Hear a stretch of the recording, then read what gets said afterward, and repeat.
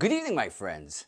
Is it wrong as a parent to not want schools to discuss sexual ideologies with children 9 and under?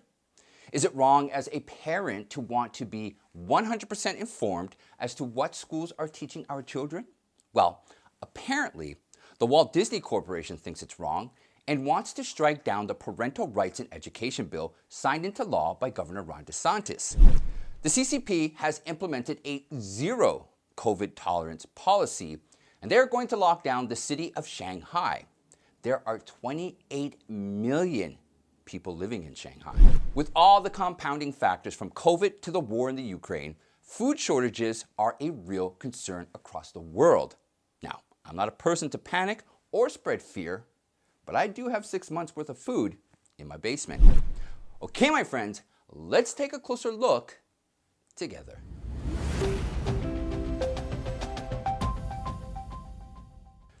Welcome to Veracity. I'm your host, Michael Lewis. Now, before we get started, I have 2 things I want to address. Number 1, I'm so happy to be back. I just wanted to say that. And number 2, I would like to thank today's sponsor. Today's show sponsor is you. This channel will be able to grow and produce more and more truthful content because of our combined contribution. So go to michaellewis.locals.com, links in the description below, and help support me, my mission to deliver truthful news. Okay, let's start the show. Florida Governor Ron DeSantis is receiving heat from Hollywood, corporate media, and the LGBTQ for signing the apparently controversial Parental Rights in Education bill, which is also being called the Don't Say Gay bill. Here, take a look. We're going to have a great night tonight, and for you people in Florida, we're going to have a gay night. Gay.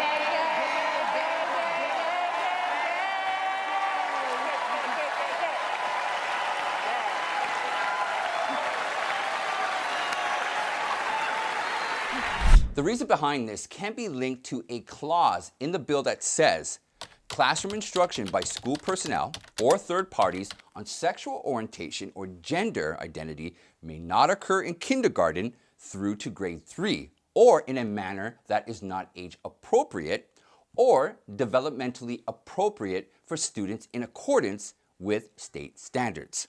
In other words, the bill entirely prohibits the use of gender-specific words in school by achieving 3 objectives. Number 1, it prohibits school staff from teaching anything about sexuality or gender identity till grade 3 by also pressing on the point that curriculums should be made in accordance with the age of the student. Number 2, ensuring that the parents of every child will be personally notified at the beginning of every school year about the health and care services being offered by the school, and also the right to decline such service or sue the districts for violation. And 3, before handing over any questionnaires or health screens to the young students, the school must notify and take permissions from their parents before taking any such action. If we look at the bill from the parents' point of view, then it seems acceptable that with the rapidly changing world, the parents have a fundamental role in the education, healthcare, and well-being of the children.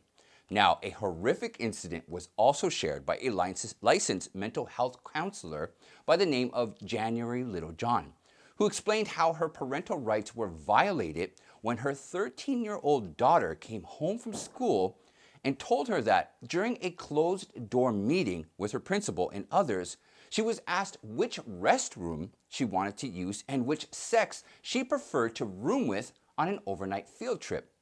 Littlejohn also said that the school never contacted her about seeking permission to speak on such matters with her daughter.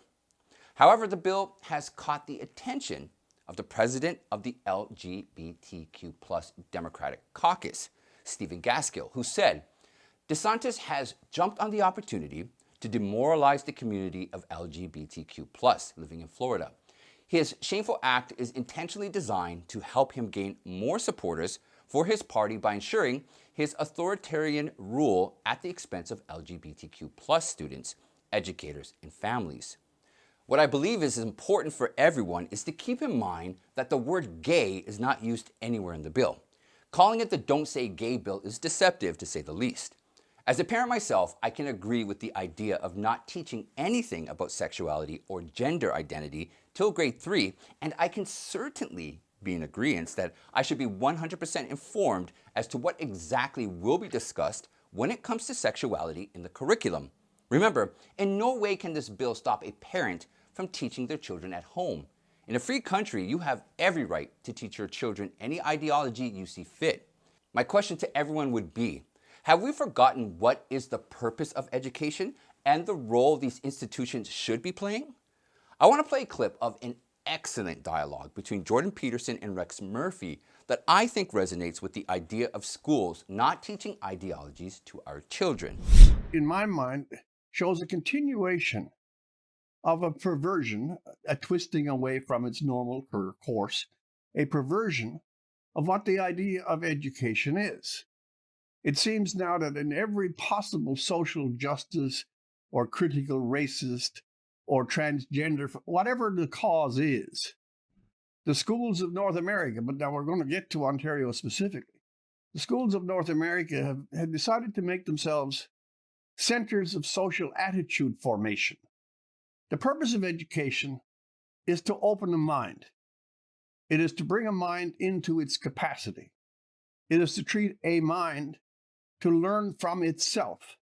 And it is always to be fundamentally the inculcation of the absolute necessary skills for a man or a woman, a boy or a girl to function in a society. Computation, literacy, history. One very general point I want to make at the very beginning of this chat is that the schools have forgotten what they are.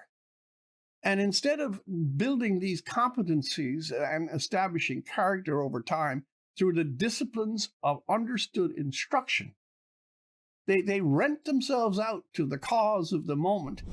As rational as it may seem to not teach sexual ideology to kids under grade 3, woke corporations who have no business interjecting themselves into matters that have nothing to do with them, but they do anyways. And here's what a Disney spokesperson said after DeSantis signed the bill. Our goal as a company is for this law to be repealed by the legislature or struck down in the courts, and we remain committed to supporting the national and state organizations working to achieve that. We are dedicated to standing up for the rights and safety of LGBTQ plus members of the Disney family, as well as LGBTQ plus community in Florida and across the country.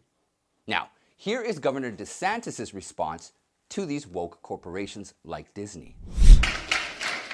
And so we will continue to recognize that in the state of Florida, parents have a fundamental role in the education, healthcare, and well-being of their children. We will not move from that. I don't care what corporate media outlets say. I don't care what Hollywood says. I don't care what big corporations say. Here I stand. I'm not backing down. A few days back, while giving a speech at Royal Castle in Warsaw, Poland, President Joe Biden used inappropriate words towards Russia, saying, "For God's sake, this man cannot remain in power." Now, immediately after his speech, the White House and U.S. Ambassador to NATO, Julian Smith, was forced to clarify what President Biden said. The U.S. does not have a policy of regime change in Russia. Full stop. However, when NBC's reporter Kelly O'Donnell asked Biden whether he believed what he said about Putin in that speech or whether he regrets what he said against him because his government was trying to clarify his words, in response, President Biden openly said, "I am not taking my words back. I was expressing moral outrage against Putin for taking brutal action in Ukraine and against the children." Astonishingly, he also expressed, "The last thing I want to do is engage in a land war or a nuclear war with Russia. That's not part of it. I was expressing my outrage and the behavior of this man. We hope the nuclear war never occurs by ensuring a peaceful solution through diplomatic channels." After more than 2 years of continuous supply chain risk triggered by the COVID outbreak, states were already experiencing the tremendous cost of food. Now the states must be prepared for future constraints due to the Russia conflict in Ukraine. Considering the impeding presence of a food shortage, U.S. President Joe Biden announced on March 24th it's going to be real, and tried to explain that now Canada and the United States may also need to ramp up production to avoid supply chain problems from adversely impacting global financial markets. However, in Europe and other countries, they are already struggling with food shortages. The two Eurasian states are the most significant producers of primary commodities, including grains. Russia and Ukraine contribute almost 1/3 of the world's wheat. The economic pinch on wheat shows itself in the consumer space as a shortage of products such as macaroni, bread, porridge, and fried dishes. Russia's invasion of Ukraine is now also exerting an impact on the cost of all other food items, such as corn, dairy, eggs, hydrogenated fats, and even meats. Julian Dominguez, Argentina's Minister of Agriculture, Livestock and Fisheries, stated on March 19th that Argentina is predicting a historic wheat production this year. We have also decided, in order to capture international prices, to open export records for the 22nd and 23rd harvest for a total of 8 million tons of wheat in addition to the 2 million tons already authorized, Dominguez said. Further, he claimed that the primary goal should be to provide agricultural production with reliability for seeding wheat and establish a higher productivity mark of millions of tons. Dominguez added, "The world crisis affects us, but it also puts us in the challenge of reinforcing our commitment to global food security, producing more and in more sustainable way." According to a Global Food Program report from 2021, a minimum of 155 million people in 55 countries worldwide suffer from food insecurity and need immediate support. These numbers are at the highest observed by an organization within the last 5 years. Shanghai's COVID-19 lockdown has started as China's largest financial hub, with an estimated 28 million people, has been grappling with a massive surge in cases of the Omicron variant. China is currently seeing case numbers that it hasn't experienced since the early days of the pandemic. The government ruled out shutting down Shanghai entirely on Saturday, citing the potential damage it could cause the Chinese economy, and opted instead to implement the phased east to west lockdown approach. During the lockdown, the regime ordered that all residential compounds would be sealed and nobody would be allowed to leave their compounds.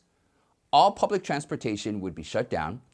This more strict lockdown rule has scared Shanghai residents who had been semi-locked down for weeks, with many of them struggling to obtain enough food while dealing with skyrocketing food prices. On Sunday, a record 3,450 asymptomatic cases were reported in Shanghai, which accounted for nearly 70% of the nationwide total. Shanghai city officials announced 50 symptomatic cases on Monday. The Chinese National Health Commission announced on Monday that there were 5,134 new asymptomatic cases nationally, with 1,219 new infections confirmed to be from Shanghai.